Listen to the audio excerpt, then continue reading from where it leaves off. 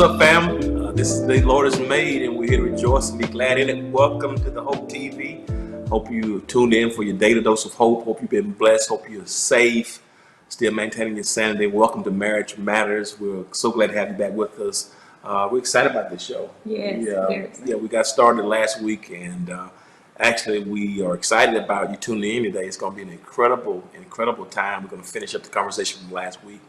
But I want to thank you for tuning in. It's been an amazing blessing to have so many of you to be a part of the Hope TV family. We started with just a meager attempt to stay in contact with our members throughout the pandemic back in March. And from March up until today, over 30 million views of our content via the cumulative platforms. And that's only by the grace of God. Wonderful support like you, and aided by a little bit by the fact that nothing's on TV. Right. NBA and Major League Baseball, nothing is on TV, so that doesn't hurt us at all. But either way, we're still grateful. So thank you for your support, and thank you for being part today. And if you've not yet followed the Hope TV, please do so. Follow us on social media. We have 3 platforms that you can follow. I want to thank God for those of you who've been following us on our IG. We're trying to get that up to 3,000 followers by the end of this quarter, and you already have done over 2,200 already, and I'm grateful to God for you. So you can follow Hope TV on Facebook, on Instagram, and on Twitter, and also you can follow the church, the House of Atlanta. I miss you guys so much. I love y'all so much. Miss you. If you've not yet followed our church on all things social media, you can do it on, of course, on YouTube, on Facebook, Instagram, and Twitter. All of those platforms are up there, and information's there. Please follow us if you've not yet done it. And then last but not least, you can follow me on social media as well. I'm grateful to all of you, those subscribers. The YouTube channel, I didn't know I had a YouTube channel. So those people who've been just following that channel, has been growing exponentially. I'm grateful to you. So you can follow us on Facebook, on YouTube, on Instagram, Twitter, and on Periscope. So thank you so very much for your viewership. If you're watching today by Apple TV, Roku, Twitch, Amazon, YouTube, Facebook, Periscope, the HouseHopeATL.com website, edoismith.org website, the House of Atlanta app, edoismith app. However you're viewing, we're grateful to you for your viewership. And if you're watching through a medium that will allow you to subscribe, to like, to comment, or to share, please do so right now. To my mother-in-law who's watching, please just watch it, because she ended up hitting the Facebook Live. Just watch, mother. Don't touch nothing. I'm not talking to you, but everybody else, subscribe, like, comment, and share. It helps us. I'm telling the truth. You know, we don't want you on your Facebook Live with your Noxzema on your face and your head and your flannel. So just don't hit nothing. Just keep watching, mother. If you're watching, I love you, and I see you soon. So, but if you're watching, you can subscribe, like, comment, share. That helps us with our algorithms tremendously. And please send it out. If you know a married couple, somebody who's strongly considering marriage, please send that link. It's going to be an inspirational time of sharing. And I want to thank you for being a part of it. I'm very excited to have you with us. I'm sorry if I'm talking about mother. But before we get into our show, let me give a shout out to our sponsors, Faith Social. You guys have been absolutely amazing in helping us to spread the message. Listen, Faith Social is a revolutionary app that creates a wholesome, one-of-a-kind digital experience. I mean, you can connect with other believers all over the world for prayer. You can worship. There are blogs there, study tools, study guides. It is an amazing experience. You can get prayer support, all types of resources there, and personalized content. So you can get it. You can download it from the Apple Store. You can get it on Google Play. But I want to just give a shout out. It's a powerful app. And in these times, we need more inspiration, more hope. And so go to www.faithsocial.com, download that app, and thank me later. You're going to thank me later, because it's very, very powerful and very positive, very uplifting. So shout out to our sponsors at Faith Social. You guys are helping us to bring that daily dose of hope, and I appreciate it. So if you've not yet followed them, go to faithsocial.com, download it. You also can go to Faith Social on Instagram. Follow them as well there, and leave them a message. Let them know that you found out about the platform and the app on Hope TV. We're back today. Andre produced this show, and what do you think about it last week? How do you feel about last week? Oh, it was incredible, and I can't wait to get to talk to them again. Yeah, we want to welcome back, and you can go, if you missed last week, you can go back in the archives and watch it later. Yeah, I agree with you. I agree. Very, very inspirational. fun, but powerful and helpful, transformative, to be honest. So we're happy to have back with us Pastor Lee and Robin May. What's up, May family? How you guys doing? Hey, we are Hey so y'all. excited to be back. Glad Good to to have be you back here. with us. We appreciate it. And certainly we're so excited to have with us Maurice and Janice Anderson, phenomenal couple as well. Welcome back, Anderson family. Hey everybody. How you guys doing? Glad We're to have doing you pretty back. good. How are you Thanks guys? for having us back. Outstanding, outstanding. Do you want to get started with your first question? Sure. I want to know from both couples, when we got married, one of the things that we had a hard time finding was a couple who we thought could be mentors for us, who we knew had a happy marriage. So my mom was one of 12, and we could only find one of her siblings that had a happy marriage. Out of all of them, on his side of the family, there were the same thing. No happy marriages. All of his aunts and uncles divorced. His parents divorced. My parents had been separated. So I want to know how did you guys, who did you use as role models?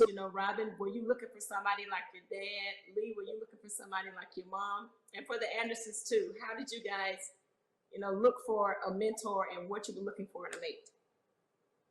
It is so funny you asked that question because I remember prior to getting married, like when Lee and I were planning the wedding and prior to getting married, and maybe the first year of marriage, when I look back on that, I can remember being a bit arrogant because we had been gone through premarital.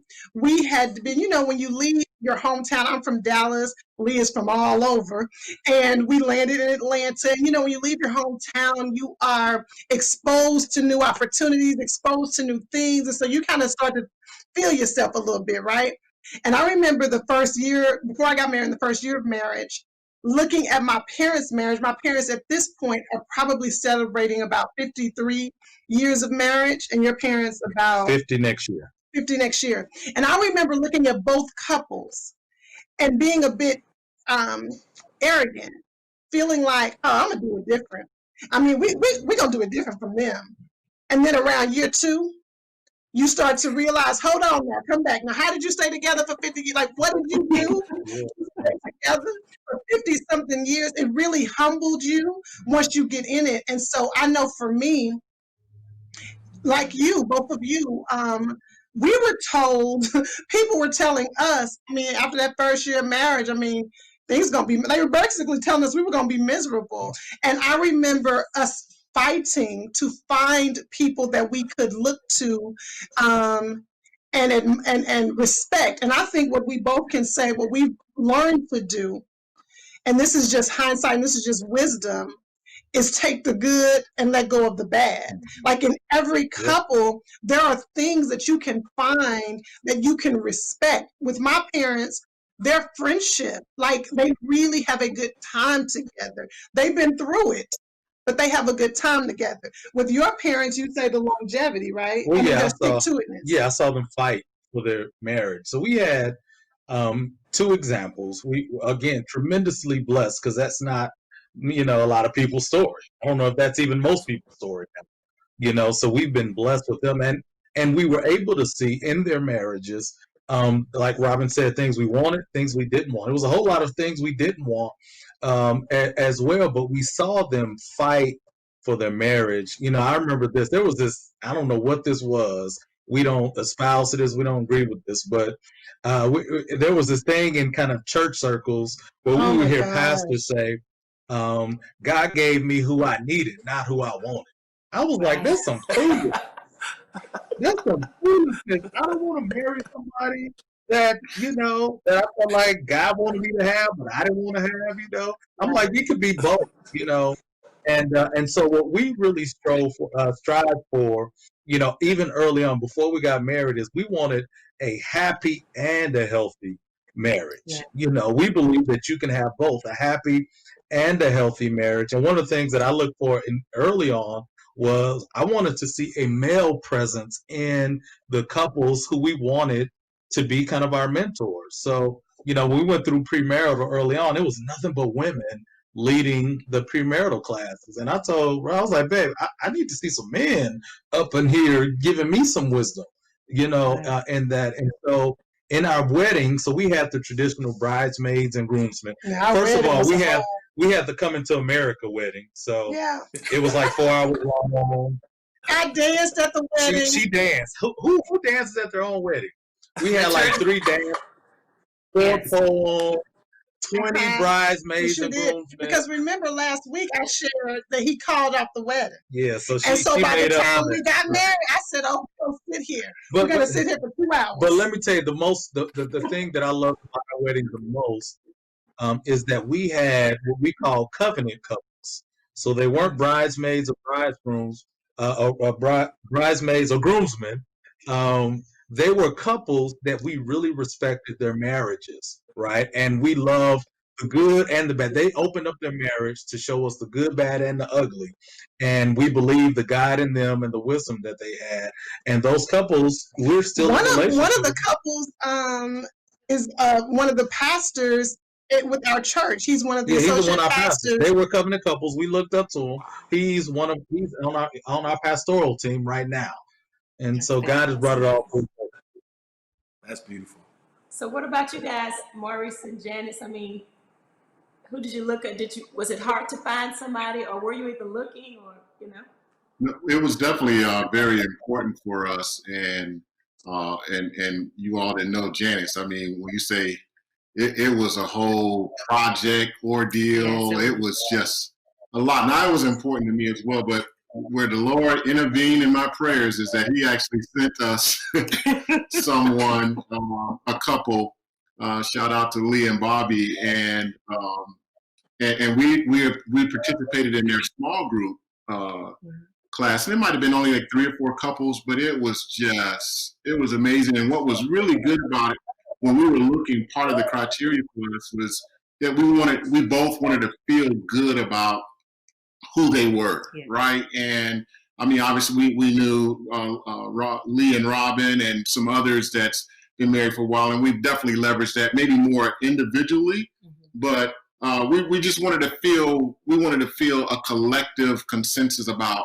And immediately when we met this couple, I mean, it was just like, oh, that's them, right? And for me, like Lee, when you mentioned like a guy, he's just that guy. He's just that debonair, very similar path. And so it was just really, really good there for us to have it. And I would say one other thing that was been helpful for us is that, not that we sought it out, but other couples would come to us even in our early stage. So us talking through some of their challenges actually helped us. Yeah. I mean, it was just kind of weird. Like they were coming to us for guidance, but we would talk through things, and we were starting to find out like, oh wow, we actually have overcome some other things, or here's how we've done this recently. Like, so, because again, we just at 5 years in, so we're still definitely babes in the process of the longevity. But the other good thing about the couple that we did spend time with, they had been married for 30-something years, and loved God, but they were also business minded. They were very balanced. So it wasn't like they were just like, oh, just go in your prayer closet and pray about everything, right? It was just it was amazing, really. Right. So yes, I agree with everything you just said, and I have some more I want to add. So what was important to us when we were looking for a mentor couple is Maurice and I both have been married previously, and so we refer to our previous marriages as our fire. And so we wanted something, like in absence of having a guide or an advisor that you can go to, you just want everything opposite the fire. Give me something that's opposite the fire. And so it was really important to me before I even thought about marrying or meeting anybody that, that God, I just have somebody I can talk to. I can, that is, and what my dad, Andre, you all asked me about my mom and dad. My father passed when I was 11 years old. So it was hard for me to use that as a come from. So I think for years, my list as what I wanted as a man was kind of like what I didn't see You know, it was kind of like, I never saw this, so I want this, this, this, this, this. And I knew that it was okay, but it wasn't a strong way to say what is the baseline. And so it was just very difficult. And I didn't know many healthy marriages where there was a strong woman. And so I didn't know, how in the world am I going to have this good marriage with this good man who ain't a punk, who ain't weak, and I be fully who I am? I mean, like, really, like, where's that going to be? And that was my prayer. Maurice didn't know that. And I didn't want to talk to nobody. This, I told y'all in the last episode, low-key out of the ghetto, okay? So it's going to come out right now.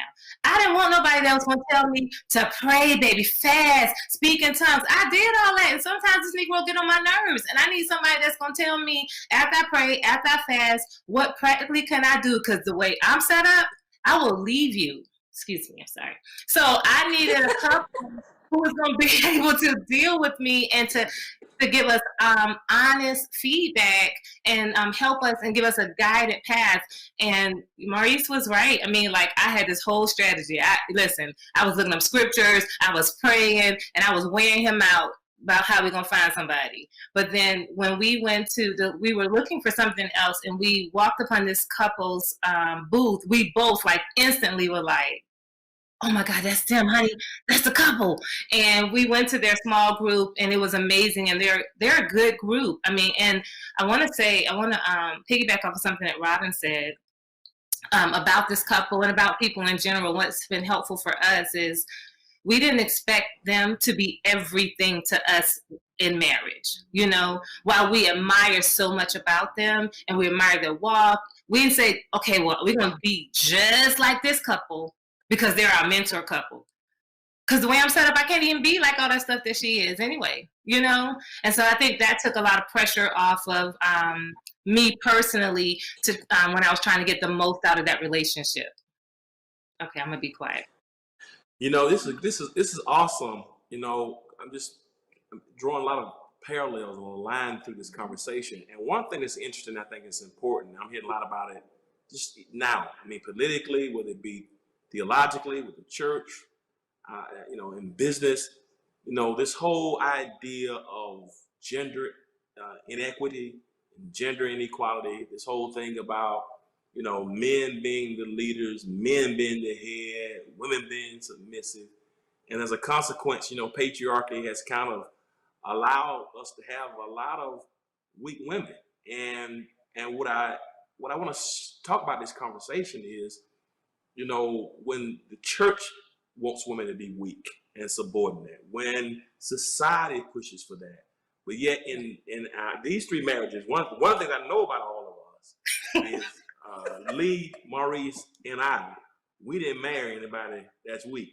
So I want to talk about how do you balance being a strong man and a leader, but you're married to this strong woman who has her own thoughts, who's educated, who can make it work for herself, who can navigate, make decisions. How do you balance, Lee?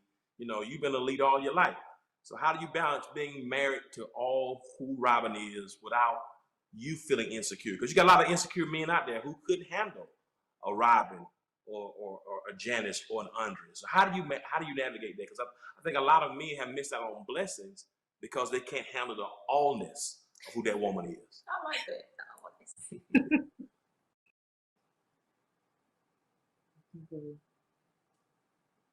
They'll become one. You know, it's two. It's not one becoming one. It's two becoming one. And she is an equal. God has gifted her and blessed her to do tremendous things. And really, you know, it's not much of what I say to her. It's really about the self-confidence that I have in me. See, I know who I am. I know who I is. You know, I may be overly confident in who God has made me. Right, to the point that I know who I am, and I don't have to push someone down. I don't have to step on them on top of them to prop myself up. I know who I am in God. I know what God has called for me to do, and God has a plan and great thoughts for my wife, and it just comes out so freely So instead of trying to push her down so I can look better, I try and push her up. Matter of fact, I push her too fast to walk in what God has called for her to do. Well, I messed up. I said too fast. It's not too fast. I push her too fast for her. I know where God has for her, but I can't make her walk into that. She has to. I'm there as a support and a help for her as well. And we submit to one another. There's things that I'm strong at, and there's things that she's strong at. There's things that I frankly know that I'm just not good at. I'm not skilled at. That's not my strength. And when she's able to step in that place, whatever that space is, and it has nothing to do with what society has told us gender roles ought to be, or that the wife ought to be, or the man ought to be. No, it's not. It's we know who we ought to be. We know who the maids are. And who the maids are works great for us, but it may not work for the Andersons. It may not work for the Smiths, right? But we know what works for us and what is going to continue us on this trajectory that God has us on. And as long as I can remember that, all I can do is be a support for her. One of the things with women, I'll speak for myself, although I think I could probably speak for Janice as well, but I'll speak for myself on this. A lot of times my need to control, my need to have my hands on something is rooted in fear. My need to control is often rooted in me not wanting to feel vulnerable. And I know for me, when I start to feel anxious, when I start to feel vulnerable, I want to control all the pieces to whatever it is.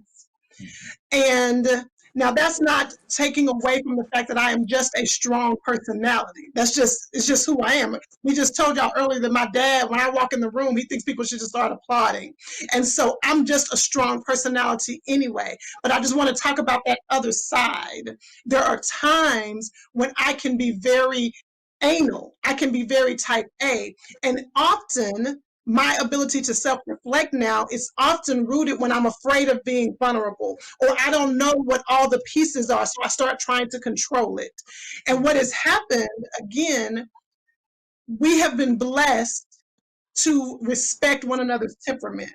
And his temperament, his consistency, and his covering, and I'm not just saying this to hype him up, because if it wasn't, I would tell that too. His consistency, his love, his covering has created a space where I can breathe. Most women who are strong-willed just want to be able to take a deep breath. We just want to be somewhere we can just, whew. And so because I know he wants the best for me, because I know he believes in me, because I know there's nothing about me that I don't have to water down any of who I am to be with him. And because of all of that, he has created a space where I can submit, I can follow. Because a lot of times in my work as a therapist, y'all, I've asked couples that I'm working with, and I'll ask the husband, what does it mean to be the head of the household? And they are unable to articulate to me what it means. So if you can't articulate what it means, and then you have a strong woman, particularly strong women who got married later than I did, women who get married at 35, who get married at 40, and you're wanting her to take all of her and follow you, and you aren't even able to articulate to her what that means, that's a big battle that you're asking her to take on. And so what he just said, I just really wanted to just highlight that. When his security, his strength in himself gives me the space to be who I am. What about you, Maurice? You Janice, all who Janice is, how do you handle that? Well, I think for me, one, I really try to lead from a position of love and effectiveness, right? And so, and what I mean by that is, I have, and we kind of alluded to it as well, is when you have somewhat of a vision of where you ultimately want to go as a unit, as a family, I'm less concerned about how we get there and more about that we get there, right? And so it's important for me, and I even, as much as I've taught leadership stuff all over the place, right? It's still, good leadership actually is invisible, right? So And when it's invisible, because her, we use the term strong, right?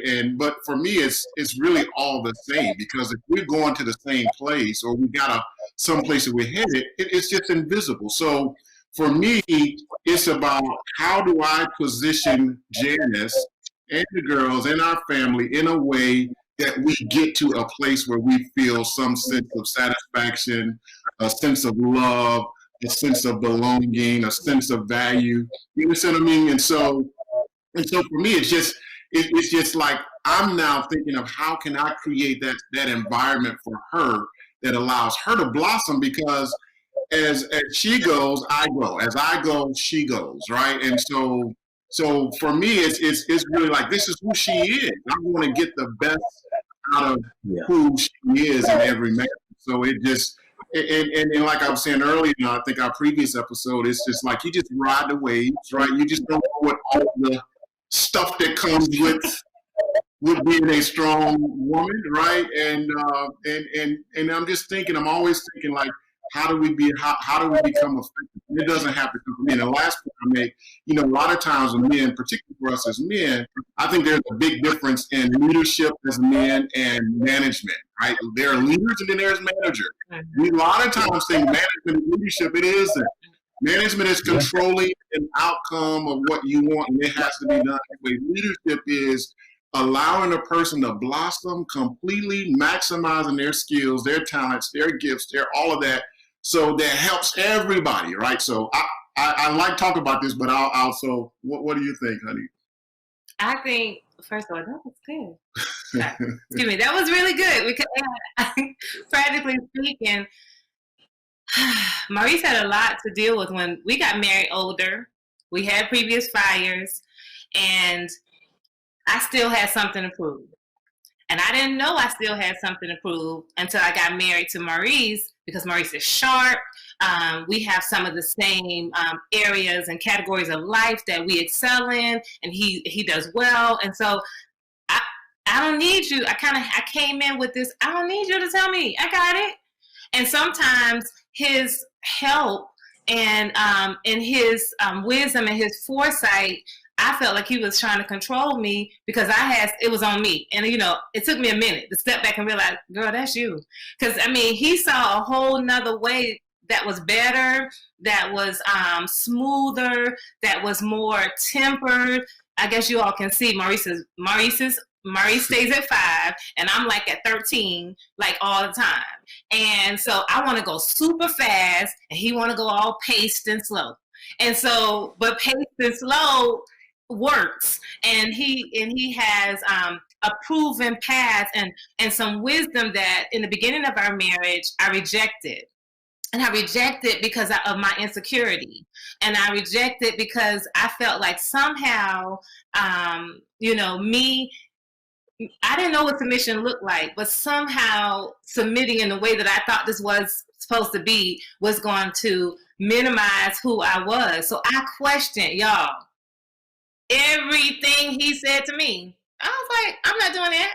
I rejected all the things. And I was nice about my rejection. I think I was nice. Okay, maybe I wasn't nice. But I rejected all the stuff. You know what I'm saying? Because I was doing this before I met you. I had this going on before I met you. And then what changed for us and what shifted was two things. One, I prayed and asked the Lord to show me Maurice's heart. Because I married Maurice. I married Maurice because the Lord showed me in a dream Maurice, not his face, but his character and his demeanor and how he would be, how my husband would be. And I dated several guys before Maurice, but Maurice was the only guy that lined up with the dream of the husband that the Lord had for me. And only 3 people knew that dream: Robin, my pastor, and one of my good girlfriends. And so, I was thinking everybody was the one, and they was letting me know he ain't the man in the dream. But when Maurice came around, he was the man in the dream. And one of the characteristics of that man was his concern was for me. And so when I slowed down fighting against how Maurice was showing up, I realized, this is what concern for me looked like. So that was one thing that helped me to really be able to embrace who he was to me and what he was being and how he was leading us. And then the second thing was, I am a strong woman. but I wanted the Lord to teach me how my strength should show up in different situations. And so my strength shows up differently. Sometimes it doesn't have to show up out loud. Sometimes it doesn't have to. Maurice don't need me to make him a strategy. Sometimes he want me to make him a peanut butter and jelly sandwich. But I wanted to create strategy for Maurice. You know, he's sharing his heart, and I'm fixing the whole world for him. And he's not my client. He's my husband. And it took a minute. He has been very patient with me, learning how to just show up as a wife, and know that me showing up the way he needs me doesn't take away anything from me. That's good. That's good. Let me ask you all this. So since we're talking about the girls, since both of you have all girls, I want to ask this question. Janice, I know that Jasmine has already, started dating. She's older. She's already been in a serious relationship. I want you to share with, the viewers how you navigated the whole dating thing with the daughter. And then Robin, your daughter hasn't started yet, but I want to know, like, what are your plans on what age, or do you see anything, is she talking about boys now? So I want to get into the whole dating thing with girls from a mom and dad perspective. Janice, you can start. Pray. Just pray now. Pray in advance. Because that has been the most challenging thing for us. When Jasmine was Jasmine already started dating before Maurice and I got married. And so I wanted to create an environment. I came up with this great idea. I wanted her to practice dating before she went to college.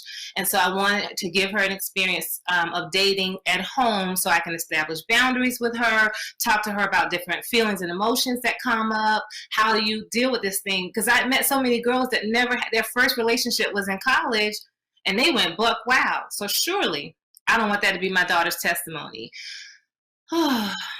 We thank God she didn't go buck wild. But the girl is still dating the same dude. Oh my gosh. And so, what I feel great as a mom that I created an environment where she can be very honest with me and open with me. And Jasmine tells me what I want to know and what I don't want to know. So I thank God for that.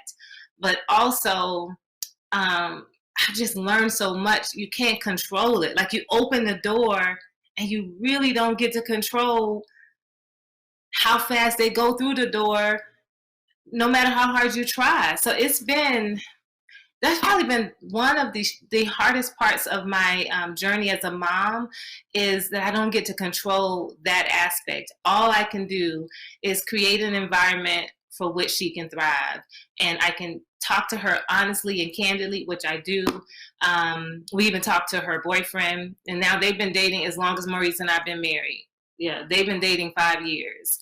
And he's a great young man.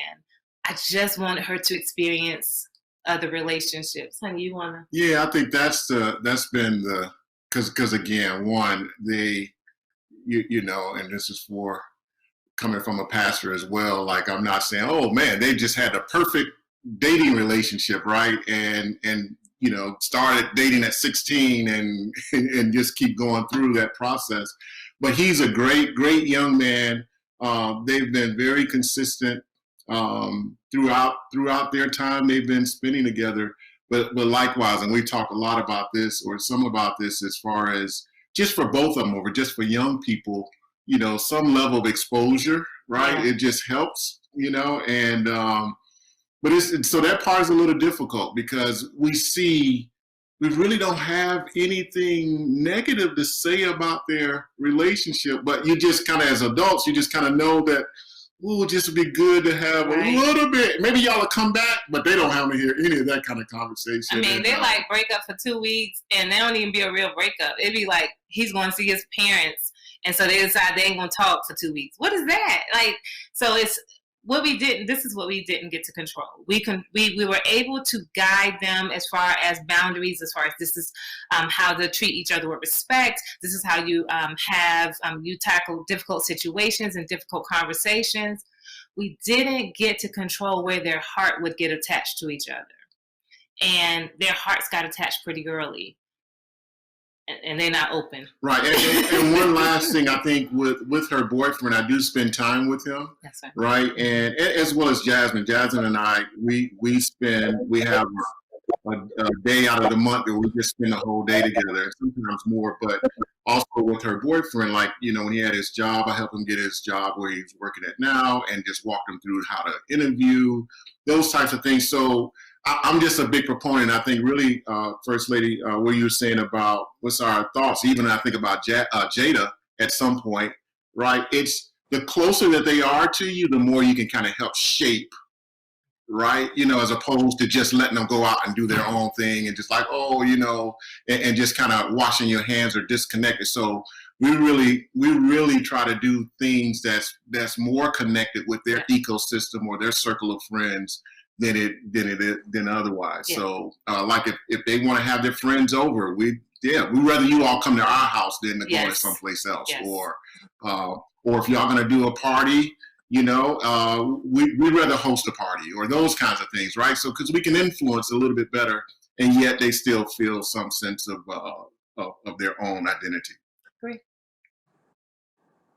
Robin?